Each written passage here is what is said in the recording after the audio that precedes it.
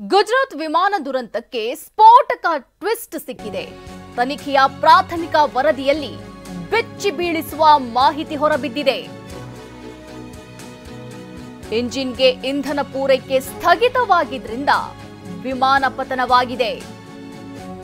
ವರದಿಯಲ್ಲಿ ಬಹಿರಂಗ ಆಗಿರುವಂತದ್ದು ಇಂಧನ ಪೂರೈಕೆ ಸ್ಥಗಿತ ಆಗಿದ್ರಿಂದಾಗಿ ವಿಮಾನ ಪತನ ಆಗಿದೆ. ಇಂಜಿನ್ 1 ಮತ್ತು ಇಂಜಿನ್ 2ಕ್ಕೆ ಇಂಧನ ಸಪ್ಲೈ. ಹಾಸ್ಪಿಟಾಲಿಟಿ ಕ್ಷೇತ್ರದಲ್ಲಿ ಜಾಗತಿಕ ವೃತ್ತಿಯ ಕನಸು ಇದೆಯಾ? ಜಾಗತಿಕ ಅಧ್ಯಯನ ಉದ್ಯೋಗ ಅವಕಾಶಗಳೊಂದಿಗೆ ಭಾರತದ ನಂಬರ್ 1 IIHM ನಲ್ಲಿ ಓದಿ. ಪ್ರವೇಶ ಆರಂಭವಾಗಿದೆ. ಈಗಲೇ ಸೇರಿ. ಬಂದಾಗಿತ್ತು.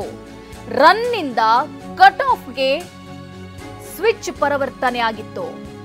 1 ಸೆಕೆಂಡ್ ನೊಳಗೆ ರನ್ ನಿಂದ ಕಟ್ ಆಫ್ಗೆ ಪರಿವರ್ತನೆ ಆಗಿತ್ತು. ಪರಿಣಾಮ ಇಡೀ ವಿಮಾನ ಪತನವಾಗಿತ್ತು. ಸುಮಾರು 260 ಜನ ಸಾವನ್ನಪ್ಪಿದ್ರು.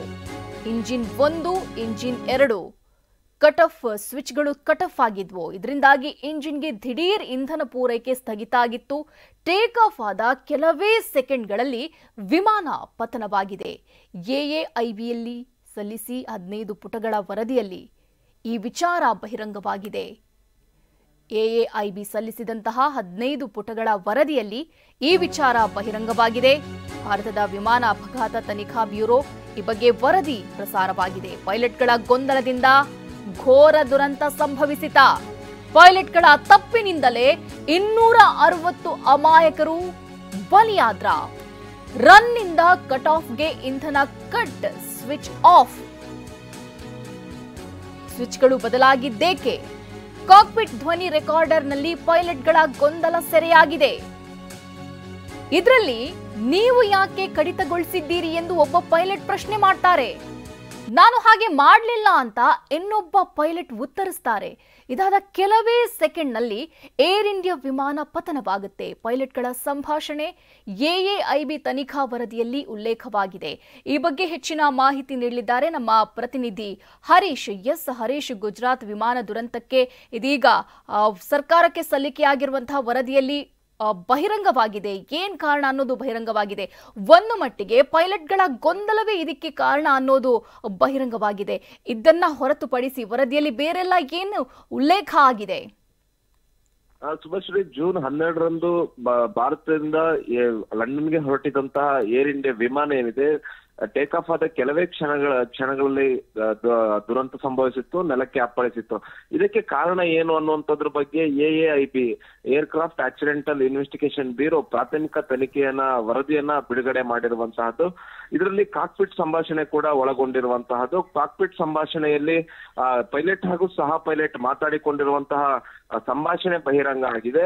ಅಂದ್ರೆ ವಿಮಾನ ದುರಂತಕ್ಕೆ ಇಂಧನ ತಾಂತ್ರಿಕ ಸಮಸ್ಯೆಯೋ ಅಥವಾ ಪೈಲಟ್ಗಳ ಎಡವಟ್ಟು ಅನ್ನುವಂತಹ ಗೊಂದಲ ಇತ್ತು. ಈಗ ಪೈಲಟ್ಗಳ ಎಡವಟ್ಟೆ ಮುಖ್ಯ ಕಾರಣ ಎನ್ನುವಂತೆ ಈಗ ವರದಿಯಲ್ಲಿ ಗೊತ್ತಾಗ್ತಾ ಇರುವಂತಹದ್ದು. ಮುಖ್ಯವಾಗಿ ಕಾಕ್ಪಿಟ್ ನಲ್ಲಿ ಸಂಭಾಷಣೆ ಇರುತ್ತೆ. ಯಾಕೆ ನೀನು ಇಂಧನವನ್ನ ಬಂದ್ ಮಾಡಿದೆ ಅನ್ನುವಂತಹದ್ದನ್ನ ಒಬ್ರು ಪೈಲಟ್ ಕೇಳ್ತಾರೆ, ಇನ್ನೊಬ್ರು ನಾನು ಆ ರೀತಿ ಮಾಡ್ಲಿಲ್ಲ ಅನ್ನುವಂಥದ್ದನ್ನ ಹೇಳ್ತಾರೆ. ಇದೇ ಕೊನೆ ಸಂಭಾಷಣೆ ಆಗಿತ್ತೆ. ಮತ್ತೆ ವಿಮಾನ ಪತನ ಆಗುತ್ತೆ. ಇಲ್ಲಿ ರನ್ ನಿಂದ ಕಟ್ ಆಫ್ಗೆ ಇಂಧನದ ಸ್ವಿಚ್ ಓವರ್ ಆಗಿತ್ತು ಅನ್ನುವಂತಹದ್ದು ಗೊತ್ತಾಗ್ತಾ ಇದೆ. ಮತ್ತೆ ಇಂಧನ ಪೂರೈಕೆ ಆಗ್ಬೇಕಾಗಿತ್ತು, ಏನು ಇಂಜಿನ್ಗೆ ಇಂಧನ ಪೂರೈಕೆ ಆಗ್ಬೇಕಾಗಿತ್ತು. ಇದು ಒಮ್ಮೆಲೆ ನಿಂತು ಹೋಗುತ್ತೆ. ಈ ಒಮ್ಮೆಲೆ ನಿಂತು ಹೋದಂತಹ ಸಂದರ್ಭದಲ್ಲಿ ವಿಮಾನ ಪತನ ಆಗುತ್ತೆ. ಇದು ಈಗ ವಿಮಾನ ಪತನಕ್ಕೆ ಕಾರಣ ಏನು ಅನ್ನುವಂತಹದ್ದು ಈಗ ಗೊತ್ತಾಗ್ತಾ ಇರುವಂತಹದ್ದು. ಮತ್ತೆ ಹೆಚ್ಚಿನ ತನಿಖೆಯನ್ನ ಇನ್ನ AAIB ಮಾಡ್ತಾ ಇರುವಂತಹದ್ದು. ಇನ್ನು ಮುಖ್ಯವಾಗಿ ವಿಮಾನದ ಏನು ಇಂಜಿನ್ಗೆ ಇಂಧನ ಹೇಗೆ ಕಟ್ ಆಫ್ ಆಯ್ತು ಅನ್ನುವಂಥದ್ದು ಕೂಡ ಬೆಳಕಿಗೆ ಬರಬೇಕಾಗುತ್ತೆ. ಈಗ ಸಂಭಾಷಣೆಯಲ್ಲಿ ಅಂದ್ರೆ CVR ರೆಕಾರ್ಡ್ ನಲ್ಲಿ ಈಗ ಗೊತ್ತಾಗಿರುವಂತೆ ಈಗ ವಿಮಾನ CVR ರೆಕಾರ್ಡ್ ನಲ್ಲಿ ಈಗ ಒಬ್ರು ಪೈಲಟ್ ಹೇಳ್ತಾರೆ, ನೀನ್ ಯಾಕೆ ಇಂಧನವನ್ನ ಸ್ವಿಚ್ ಆಫ್ ಮಾಡಿದೆ, ಯಾಕೆ ಸ್ವಿಚ್ ಅನ್ನ ಆಫ್ ಮಾಡಿದೆ ಅನ್ನುವಂತಹದನ್ನ ಒಬ್ರು ಕೇಳ್ತಾರೆ. ಇನ್ನೊಬ್ರು ಸಹ ಪೈಲಟ್ ಹೇಳ್ತಾರೆ, ನಾನು ಆ ರೀತಿ ಮಾಡೇ ಇಲ್ಲ ಅನ್ನುವಂಥದ್ದು ಹೇಳ್ತಾರೆ. ಇದು ಕೊನೆಯ ಸಂಭಾಷಣೆ ಆಗಿರುತ್ತೆ. ಇದೀಗ ಅನುಮಾನ ಹುಟ್ಟಾಕಿರುವಂತಹದ್ದು.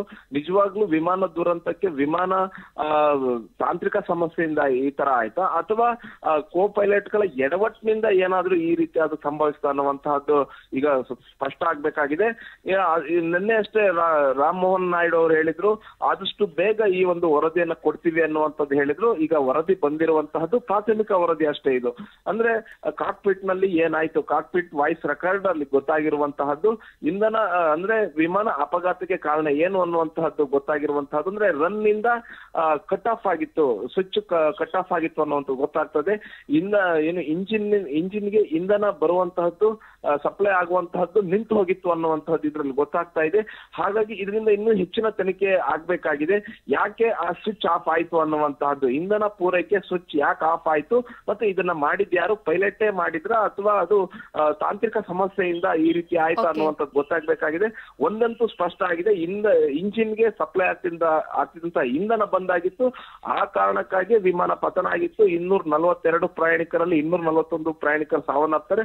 ಜೊತೆಗೆ ಅದು ಹಾಸ್ಟೆಲ್ ಮೇಲೆ ಬೀಳುತ್ತೆ. ಹಾಸ್ಟೆಲ್ನ ಮೆಸ್ ಮೇಲೆ ಬೀಳೋದ್ರಿಂದ ಅಲ್ಲಿ ಕೂಡ ವಿದ್ಯಾರ್ಥಿಗಳು ಊಟವನ್ನ ಮಾಡ್ತಿದ್ರು. ಅಲ್ಲಿ ಊಟ ಮಾಡ್ತಿದ್ದ ವಿದ್ಯಾರ್ಥಿಗಳು ಕೂಡ ಸಾವನ್ನಪ್ಪಿದ್ರು. ಇಡೀ ವಿಶ್ವದ ಗಮನ ಸೆಳೆದಿತ್ತು ಈ ಒಂದು ವಿಮಾನ ದುರಂತ ಪ್ರಕರಣ.